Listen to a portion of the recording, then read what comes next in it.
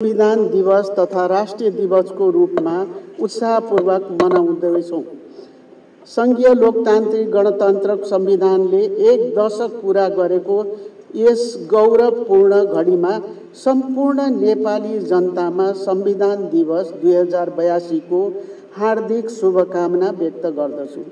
नेपालको वर्तमान संविधान नेपाली जनताले पटक पटक गरेको जनआन्दोलन, सङ्घर्ष, त्याग र बलिदानबाट निर्माण भएकोले यो नेपाल र नेपालीको भाग्य, भविष्य, आकांक्षालाई प्रतिबिम्बित गर्ने मार्गदर्शक दस्तावेज हो।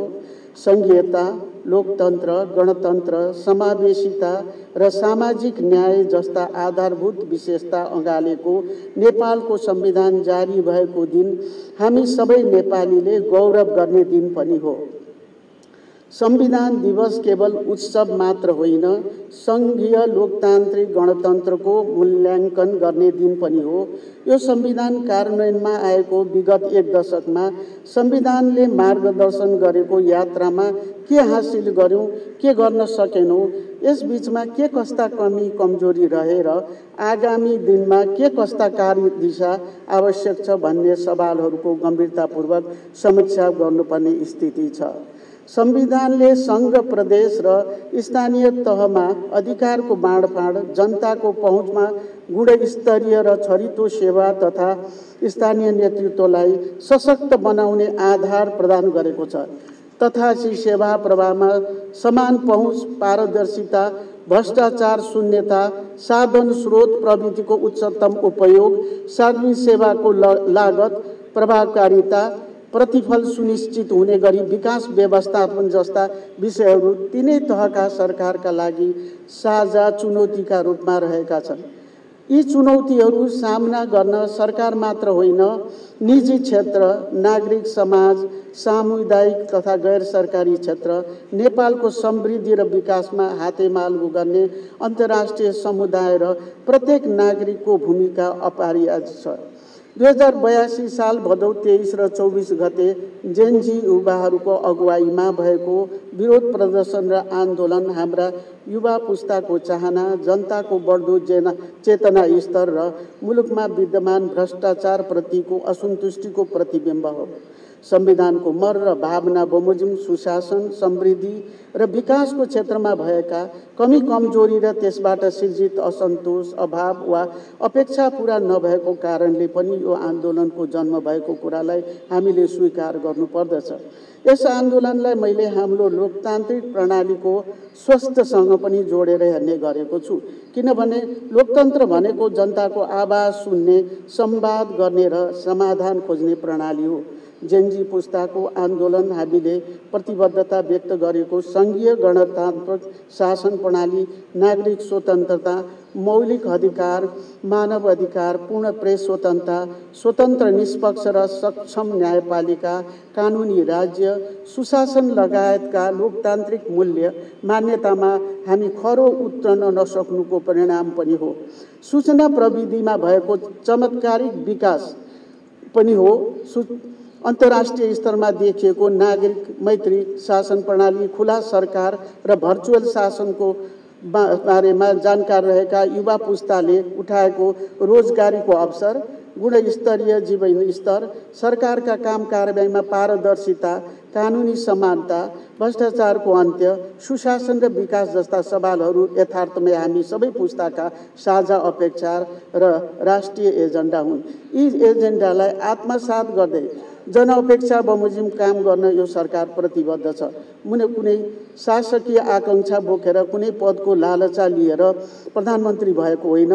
देश सङ्कटमा रहेको बेला परिवर्तनकामी युवा पुस्ताको अनुरोध समेतका आधारमा चुप लागेर बस्न नकि सङ्क्रमणको व्यवस्थापन गर्दै नेपालको संविधान बमोजिम 6 महिनाभित्र प्रतिनिधि सभाको निर्वाचन मार्फत जनप्रतिनिधि सरकारलाई जिम्मेवारी हस्तान्तरण गर्ने गरी म वर्तमान अन्तरिम सरकारको प्रधानमन्त्री भएको हुँ। संविधान दिवसको यस घडीमा विगतका जनआन्दोलन र हालैको जेनजी आन्दोलनमा जीवनको आहुति दिने सबै शहीदहरूप्रति भावनापूर्वक श्रद्धाञ्जली अर्पण गर्दै शोक सन्तप्त परिवारमा गहिरो संवेदना प्रकट गर्दछु। साथै यस जेनजी आन्दोलनमा घाइते व्यक्तिहरूको शीघ्र स्वास्थ्य लाभको कामना गर्दै आन्दोलनको दौरान सार्वजनिक एवं निजी सम्पत्ति र औद्योगिक तथा व्यापारिक प्रतिष्ठानमा हुन गएको अकल्पनीय र अपूरणीय क्षति प्रति गहिरो दुःख व्यक्त गर्दछु। संविधानका अक्षरहरू स्थिर हुन सक्लान्, तर यसको भावना र प्राण सधैँ जीवन्त हुन्छ। समयसँगै नागरिकका आवश्यकता आकांक्षा परिवर्तन हुन्छन्। जनताका आकांक्षा र अपेक्षा अनुसार राज्य संयन्त्रण क्रियाशील हुनुपर्दछ। कमी कमजोरीमा आत्मआलोचना गर्दै निरन्तर शुद्धात्मको बाटोमा अघि बढ्नुपर्दछ। जनताका भावना र अपेक्षा संविधानका अक्षरभन्दा अझ बढी बहुआयामिक र गतिशील हुन्छन्। जनभावनालाई व्यवस्था गर्न वा अस्वीकार गर्न सकिन्न, सुनवाई गर्नुपर्छ। जनआवाजको सुनवाई नै लोकतन्त्रको आत्मा हो। यसका लागि आवश्यक पर्ने संस्थागत पुनर्रचना र कानुनमा परिमार्जन गरी सार्वजनिक सेवा प्रवाह र विकास निर्माण कार्यलाई चुस्त, प्रभावकारी र जनमुखी बनाउन आवश्यक छ।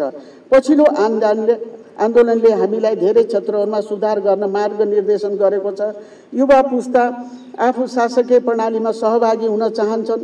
विकसित देशका सफल शासकीय अभ्यासहरूलाई हाम्रो मुलुकमा देख्न चाहन्छन्।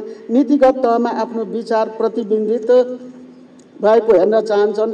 यसर्थ संविधान दिवसको यस अवसरमा यो सरकारले युवा, महिला, बालबालिका, फरक क्षमता भएका व्यक्ति, दलित, आदिवासी, जनजाति, मधेसी, थारू, पछाडि परेको वर्ग, समुदाय र सबै पुस्ताको भावना र अपेक्षालाई सम्बोधन गर्न दृढ सङ्कल्पका साथ निरन्तर काम गर्दै जाने विश्वास दिलाउन चाहन्छु।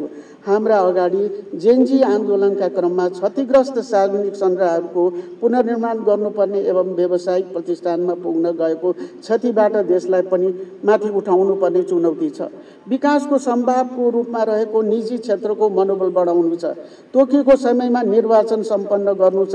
यस सन्दर्भमा क्षतिको पुनर्निर्माण र विकासको महाअभियानमा सहभागी हुन म सम्पूर्ण युवा पुस्ता, राजनीतिक दलहरू, राष्ट्र सेवक कर्मचारी, निजी क्षेत्र विकास साझेदारहरू र आम नागरिकलाई आह्वान गर्दछु।